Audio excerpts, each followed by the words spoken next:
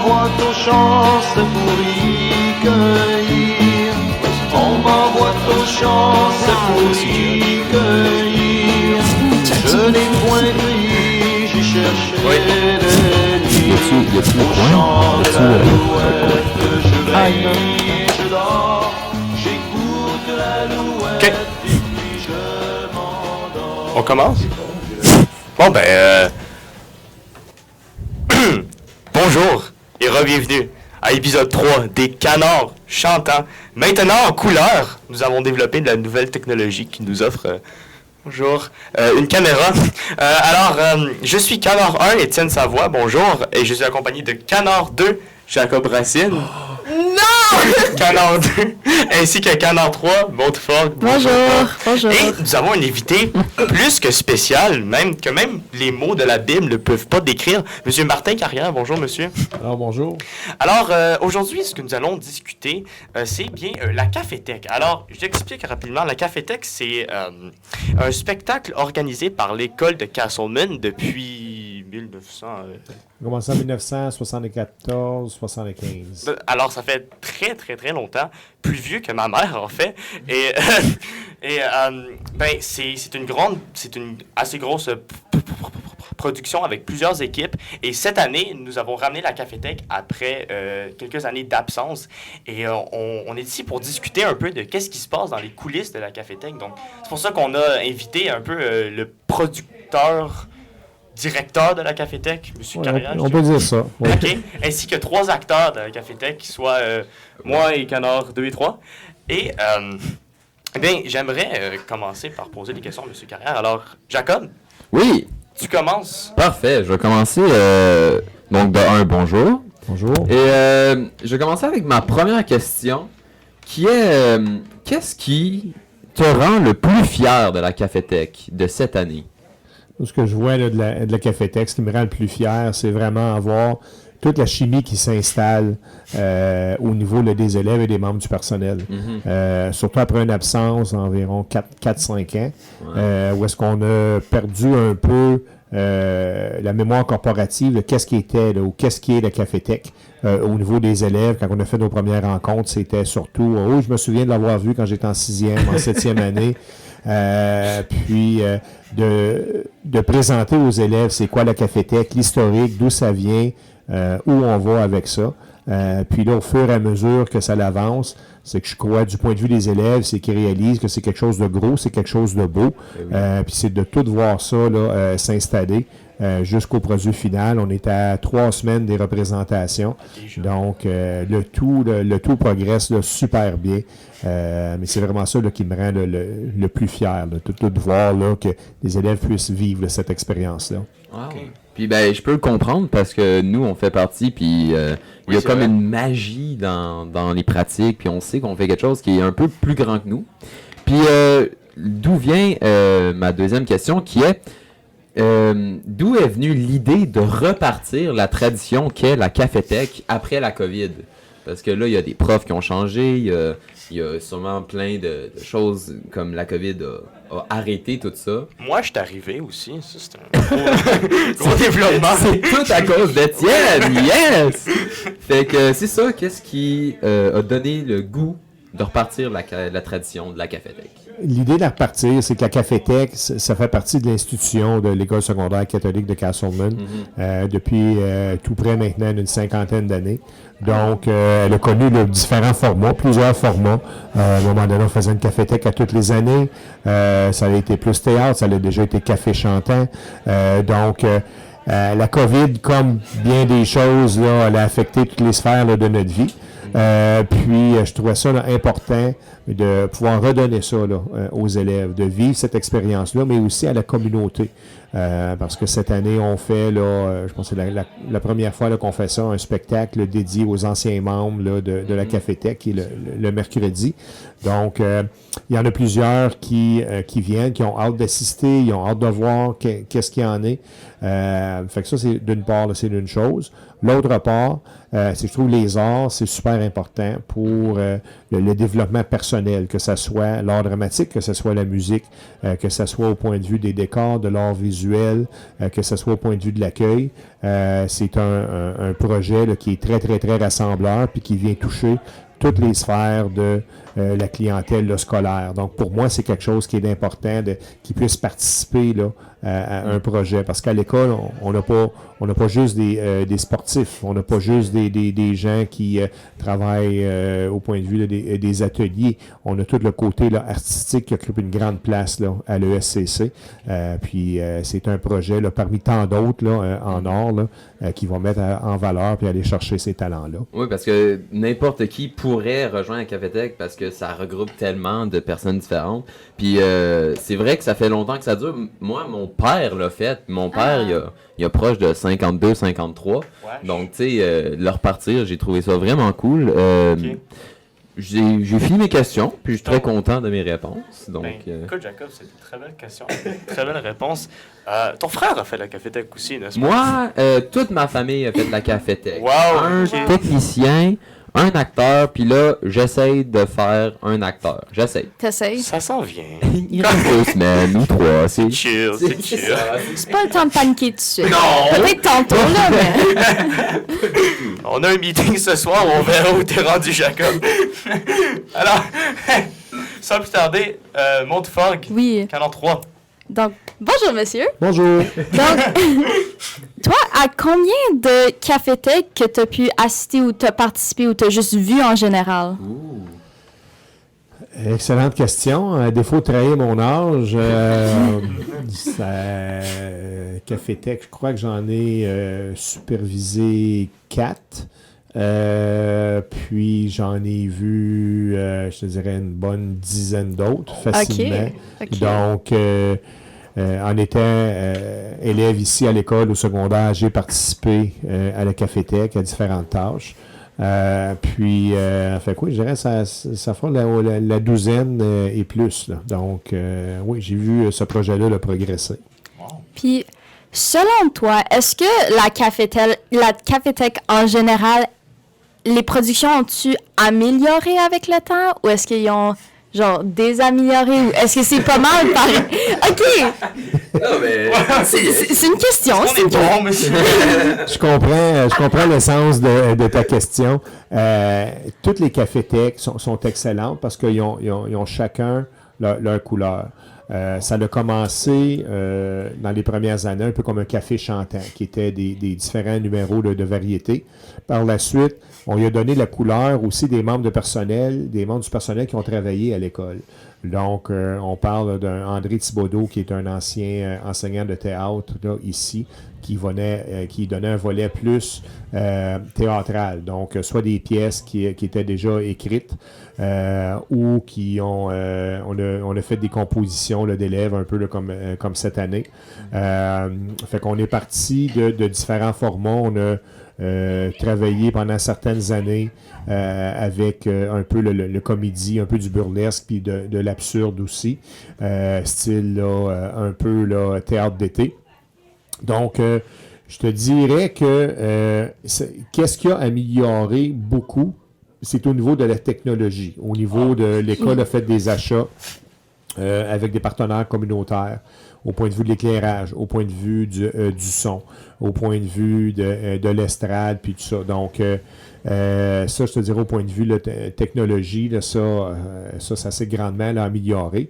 Mais chaque Cafétech est unique. Chaque Cafétech est excellente. Donc, je peux dire que c'est ça. C'est un produit là, qui est spectaculaire. Okay. Donc, achetez-vos billets parce qu'on a la bonne technologie. Yeah! Exactement. Ben, j'aime apporter l'idée de la technologie parce que justement, dans cet épisode, on a une caméra maintenant. J'aimerais prendre un court moment pour remercier Canard 4, Simon Lebeau, qui est dans les coulisses et qui fait absolument tout côté technologique. Très utile. Alors, merci beaucoup, Simon. Et moi, je vais directement enchaîner avec ma question. C'est que il doit certainement avoir un certain budget avec la Cafétech. Donc, comment est-ce que en tant que directeur, on gère ce budget-là? Comment est-ce qu'on fait les choix d'investir quoi dans quoi? Et l'argent. Et tout ça.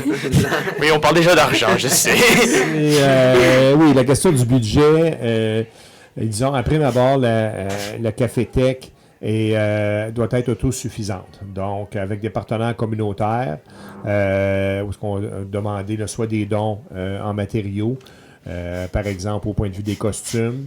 Il y a des gens là, qui vont nous donner là, l'opportunité là, de s'approprier là, des articles là, à bas prix ou gratuitement. On va approcher d'autres entreprises aussi où est-ce que ils vont dire, bon, si tu as besoin de quelque chose, dis-moi ce que tu as besoin, puis on va l'acheter, puis on va le livrer à l'école. Donc, on a ce volet-là, puis on a les dons monétaires aussi. À cela, notre plus grande levée de fonds, c'est vraiment la vente de billets qui fait en sorte qu'on peut poursuivre là, avec ça. Donc, la Cafétech, c'est ça. Ça devrait être pas mal là, auto. Ah, ok. Bon, ok. Donc, pour reprendre mon fil d'idée, c'est ça. La Cafétech doit être là, pas mal là, autosuffisante. Ok.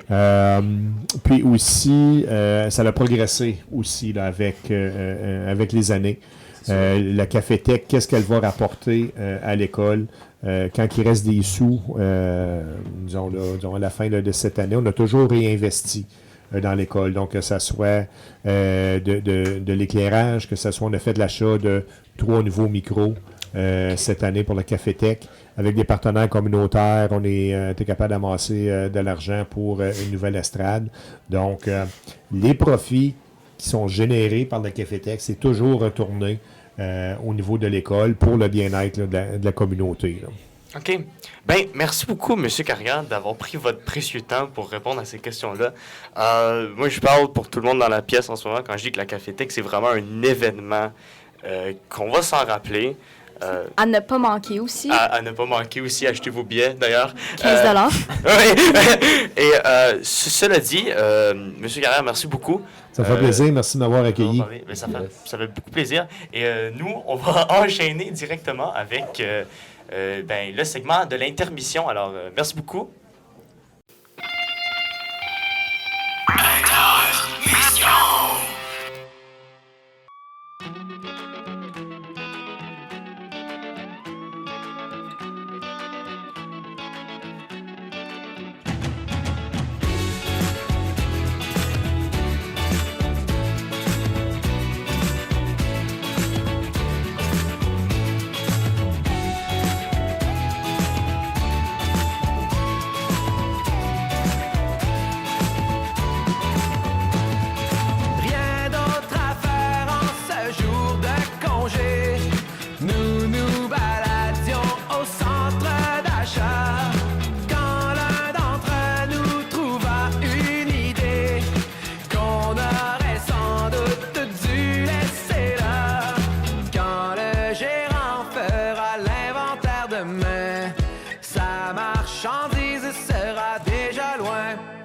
Mis à part quelques détails, le plan était presque sans faille.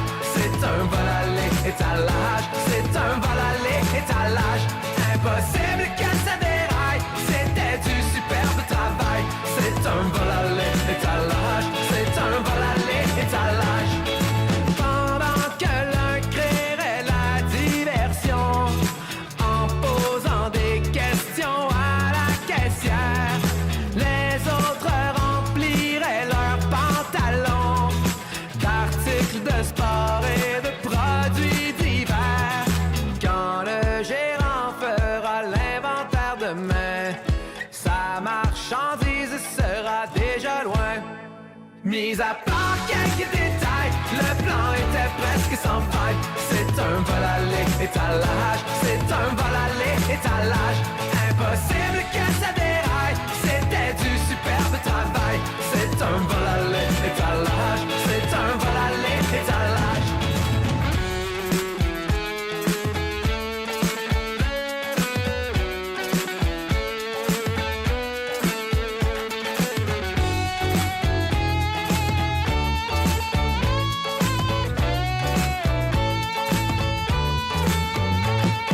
Les agents attendaient à la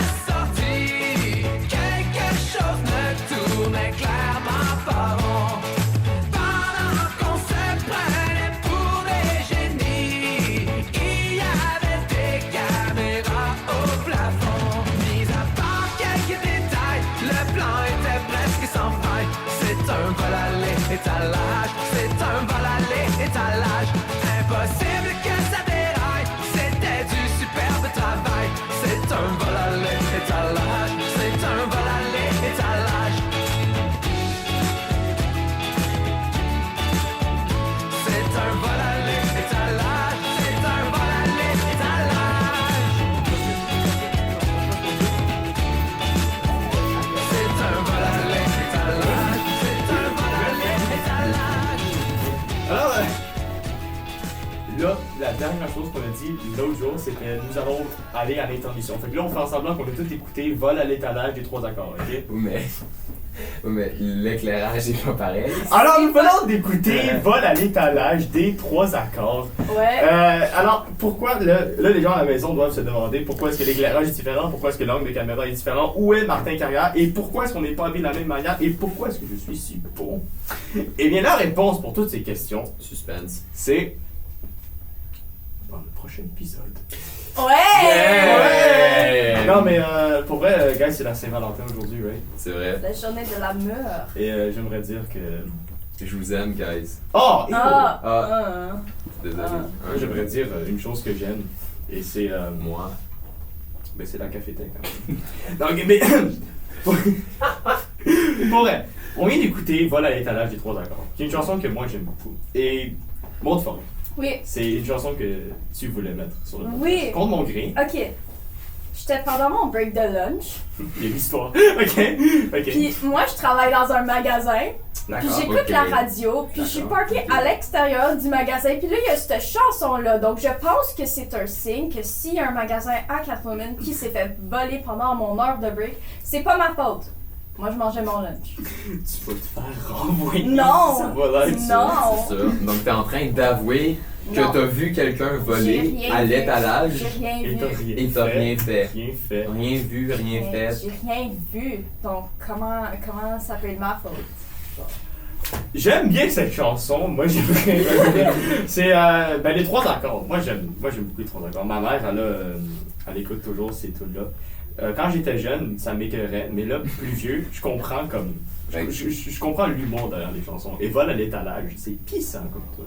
Mais c'est très abstrait les paroles. Oui, c'est sûr. Comme, si je prends un autre tour des 3 accords, albino 3 quarts, ça c'est. Blanc sur les genoux. Blanc, M'aimeras-tu encore quand tu verras tout? Voilà. Alors, les gens qui sont albinos, mais juste 3 quarts, sachez que vous êtes entendus et vous êtes aimés. Surtout à la Saint-Valentin. Surtout à Saint-Valentin. Ici, on aime tout le monde, même ceux qu'on n'aime pas. C'est vrai. Voilà. Mais bon, après cette géniale intermission, allez écouter les 3 accords. C'est un super bon groupe, super bonne band, super bon. Et ils sont pas en fait juste 3 dans le groupe. Ça, c'était un groupe de jeunes. Je sais, mais comme je dis, ici, on est ici pour aujourd'hui, ici, parler d'ici, de là, Ici? là-bas. Ah. La cafétèque. Oh! Et, là! En fait, nous 3, j'ai l'impression, on est dans la cafétèque. Hein? Mais oui! Ah! Maintenant que tu le dis, Ben, Je pense j'ai- que je vous ai vu. J'ai fait la réalisation. Puis c'est vraiment une coïncidence que c'est nous 3 qui est dans la cafétèque, puis nous 3 qui sont ici en ce moment, parce que vous êtes les 3 seules personnes à qui je parle.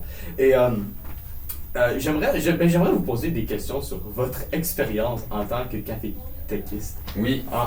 Alors, toi, Jacob Racine, quel est ton rôle dans la cafétèque? Moi, je sais déjà. Attends, est-ce qu'on a le droit de dire les noms tout de suite? Est-ce que- Oui, je Euh, pense que oui. Est-ce que les profs vont écouter ça? Est-ce que je peux être honnête ou... Non! Donc j'adore la cafétèque, j'ai jamais été forcé. Moi je suis... Ok. Sois honnête. Les émotions pures. Oui, Qui es-tu dans la cafétèque? moi dans la cafétèque, je joue le rôle de Roger. D'accord. Roger qui n'a pas de dernier nom d'ailleurs, je viens de remarquer. C'est le brun.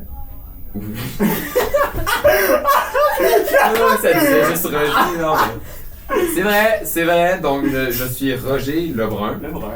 Et la question c'était qu'est-ce que je pense du personnage? Ben, qu'est-ce que tu fais comme sans rien trop révéler? Quel est ton rôle dans la cafétèque? Mon rôle dans la cafétèque, c'est le père de famille. Le père de famille qu'on va voir très vite évoluer dès le début du spectacle D'accord. et qui qui joue un peu un rôle d'en fait de boulier, de palier, de roche trop lourd à supporter. Alors moi je regardais la caméra qui gigotait, tu vas devoir redire tout ça. Ok. Non, c'est des blagues.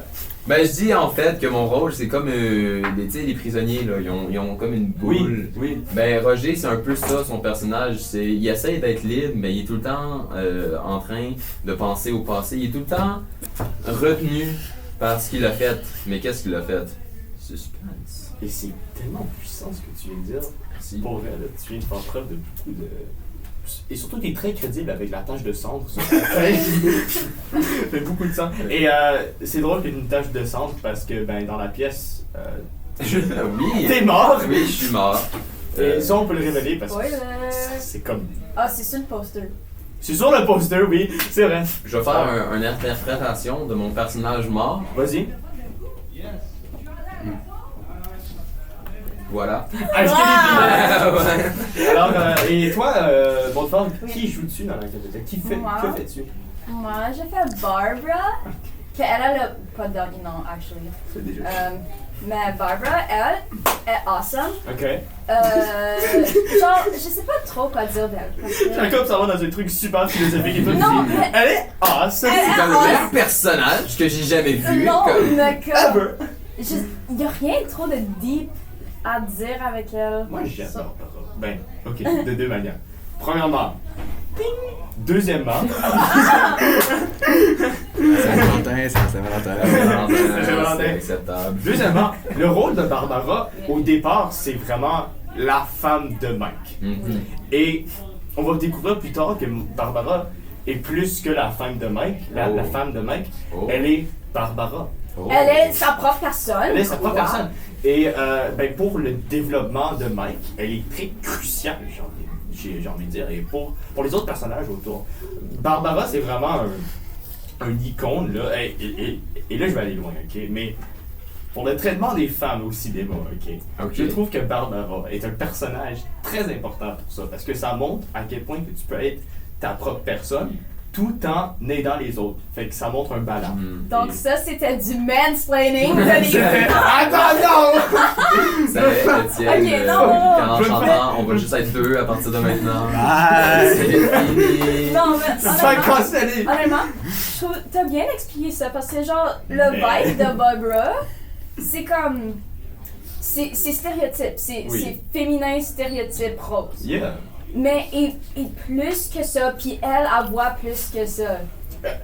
Dans le fond, est-ce qu'elle représenterait pas un peu la société qui change et qui évolue et que tout le monde, en fait, peut être ce qu'ils veulent, s'ils le veulent. D'une manière. Surtout, est-ce que c'est une analogie pour Barbie? Parce que Barbara. Non! Oh. Barbie, puis il y a du rose, non! Ben, Barbara en C'est anglais. pas cette année que le film de Barbie était sorti? Depuis quand toi t'as un micro? Nous on est sur la caméra. C'est le technicien! Le canard calme pour Mais- On aime Simon, là. En résumé, Barbara est awesome et ça c'est comme le plus que je fais. Peut-être après la pièce je vais en dire plus. On n'a aucun copyright. Anyways, alors, moi, Oui! est-ce que lui, il veut me poser la question? Oui! Donc toi, Étienne, ton rôle sur la cafétech, c'est quoi? Eh bien, moi, je suis le gars sur le... Excusez. Moi, je suis sur le poster! Ok. Moi, je joue Mike Brown. C'est Michel Lebrun! Vous allez le comprendre. Et ben, Michel Lebrun, c'est un businessman. Et ben, c'est quelqu'un qui a grandi à la cabane à sucre, mais qui va rapidement, qui n'est pas un fan de cette vie-là, de vivre dans le champ, à labourer, à traire les arbres, puis à avoir du sirop d'érable des arbres, et à faire couler les vaches. Et, écoute, j'ai jamais grandi dans une cabane à sucre personnellement, mais Mike, oui, et lui, il aimait pas ça. Et donc, un jour, il est parti, on sait pas pourquoi, et pour devenir un businessman. Et maintenant, il est devenu, ben, Manhattan Mike. Et petite drôle histoire sur ce mot-là. Un jour, pendant qu'on écrivait la cafétèque, Jacob, t'as juste dit Manhattan Mike et j'ai trouvé ça tellement drôle que j'en ai fait une chanson! Et donc, c'est ça. Mike, c'est quelqu'un qui aime pas ça regarder vers le passé. Lui, il est toujours l'avenir, le futur, l'avant. Et c'est très beau contraste avec Roger, qui lui regarde toujours vers le passé. Et donc ça va, donc la dynamique entre ces deux personnages-là, c'est vraiment le cœur de la pièce. Et ben là, il y a Barbara qui est au milieu de tout ça, qui va recentrer tout ça. Fait que, Puis un peu l'esprit qui a un pas de recul sur la situation. c'est ça, c'est la seule personne smart dans toute la pièce. Il y a deux autres personnages trois autres personnages qui ne sont pas avec nous. C'est une joke. Mais- C'est une blague. La cuisinière Paulette, qui est mon personnage préféré personnellement d'ailleurs, parce qu'elle est drôle, c'est une cuisinière. Et la femme à tout faire, Hélène, qui est une femme qui fait tout. Et elle est drôle. Et voilà. Et voilà. Mais Il y a aussi Aurélie. il y a aussi Aurélie? j'ai oublié Aurélie. Il y a aussi ma mère dans la pièce. Oui. Maman, je t'aime. Aurélie, un peu moins. C'est vrai que ma mère regarde tout ça.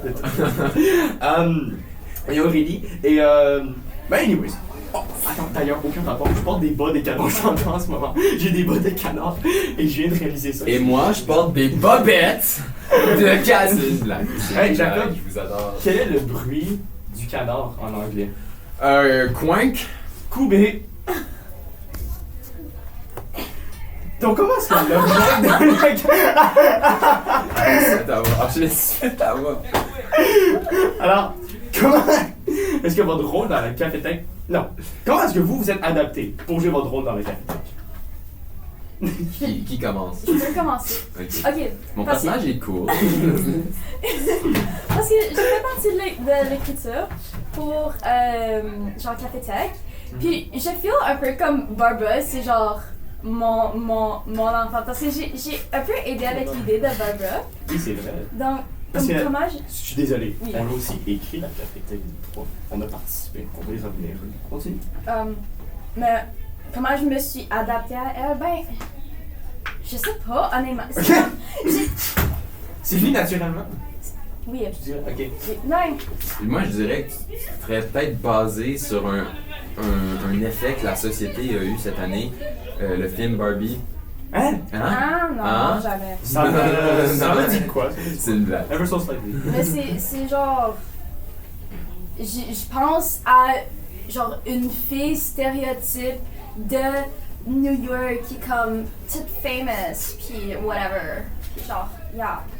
Ça c'est Barbara. Yeah, c'est solide. Puissant! Non, mais c'est intéressant. Moi, je trouve que tu joues le rôle de Barbara très bien. Merci. Parce que c'est ta femme. Seul. C'est quoi ta femme? Vous êtes ensemble. C'est une relation. Vous êtes chacun. Comment toi, tu t'es adapté, Roger, au rôle de Jacob? Moi. D'accord. Alors, comment tu t'es adapté, Jacob, au rôle Rôle de de Roger? Roger. Parce que Ben, oui, fils. papa. Non, c'est sauter dans le vide. D'accord. C'est essayer des voix, essayer des accents très mal faits. Il y en a eu des accents! J'ai passé par une petite phase acadienne. Ça n'a pas très bien marché. C'est une blague. Et on coupe ça au montage. Et Jacob Racine ne sera plus ici. Il redevient canard 3. C'est vrai, je suis 42. Mais non, mais c'est sauter dans le vide, prendre des conseils de Mme Turner, parce que Mme Turner aide beaucoup. Oui. C'est Turner est notre enseignante, coach en vente et autre chose. Saint-Valentin, je t'aime, je t'apprécie, Madame Turner. C'est ma best friend.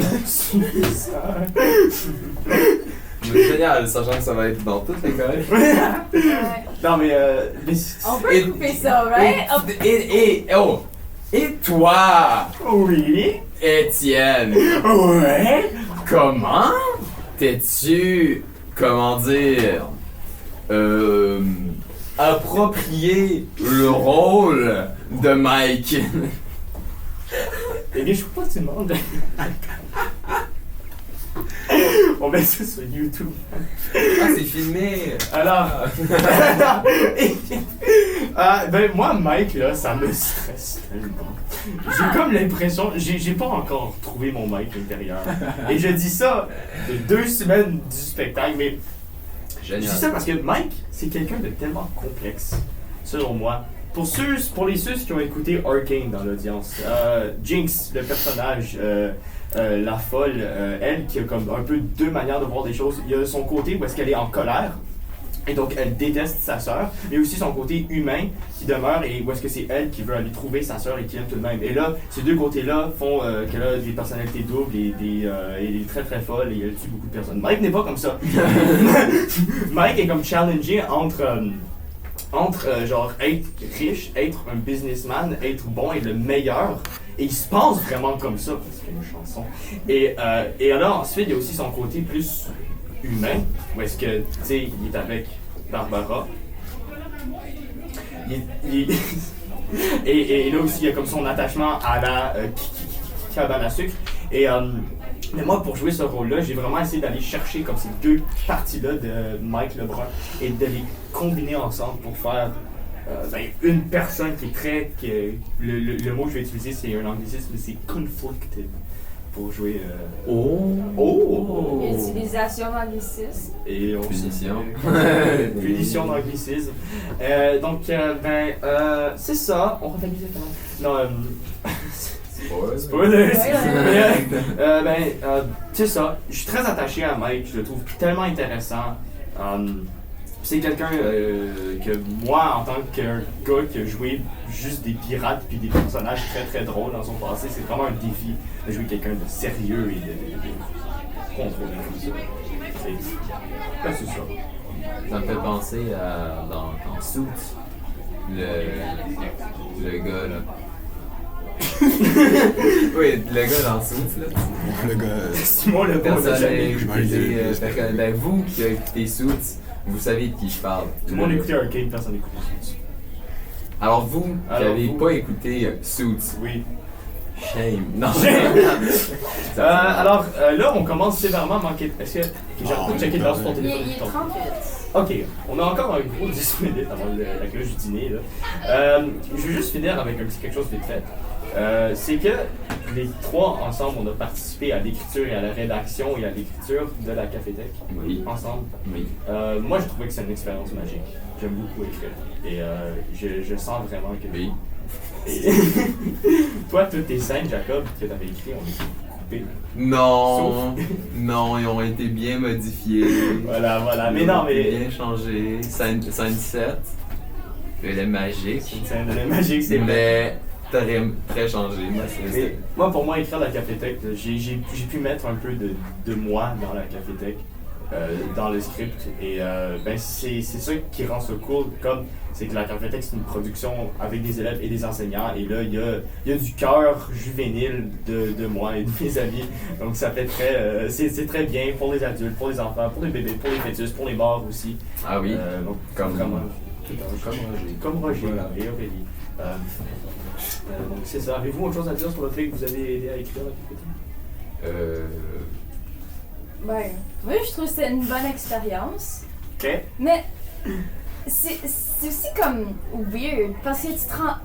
On est comme 3 élèves, puis là on s'en va avec une gang de profs qui se parlent comme du monde normal, pas en salle de classe. Ça c'était C'est weird. weird. Apprendre que les profs c'est des humains, ça c'est... genre, ils ont une vie sociale extérieure. Non, ils ont pas! Non, Ils s'assirent dans comme la salle de conférence. Puis c'était comme... Qui êtes-vous? Qui suis-je pour être ici? Qu'est-ce qu'on fait ici? Je me sentais vraiment mature soudainement. Oui, vieux, Mais- mature, rangé. Je me sentais spéciale. Oh, c'est Non, mais génial. honnêtement, super bonne expérience. Voilà. Donc, aux 50 personnes qui vont regarder cette vidéo-là. Yeah, 50. la moitié d'endroit. Ouais! Bonjour Amber! Salut. Bonjour Maria! Bonjour Mathilde! Non mais, Vic? Voilà. Voilà. Voilà. De toute façon, vous avez déjà vos billets, donc si vous voulez pas venir, on garde l'argent! On garde le cash! J'ai comme l'impression que l'épisode va être un des plus longs selon moi parce que on a l'entrevue de M. Martin Carrière qu'on a filmé aujourd'hui, tantôt, on s'en souvient tous. Oui, ben oui. Et Faites il là. était direct là, à côté de nous. Et là, on a ça fait comme genre 20 minutes qu'on parle de tout les derniers. Donc, justement, merci beaucoup d'avoir été venu sur le podcast avec moi. C'est mon podcast. mais je vous donne la Je chance. pensais que c'était une collaboration. Ouais, j'ai pas beaucoup D'accord. participé, je suis désolé. Oh! Tant que je suis pas Canard 4. C'est une blague! On t'aime, Simon! Alors, je vais dans cet épisode par dire merci Canard 2, merci Canard 3, merci Simon Legault et merci. Et merci, Canard 1, quoi! Allez, salut. On m'envoie aux champs pour y cueillir. On m'envoie aux champs pour y cueillir.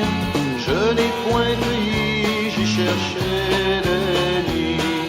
Au champ de l'alouette, je veille, je dors. J'écoute l'alouette et puis je m'endors. Je n'ai point cueilli, j'ai cherché des nids. Je n'ai point cueilli, j'ai cherché des nids. J'ai trouvé la caille assise sur son nid. Au champ de l'alouette, je veille, je dors.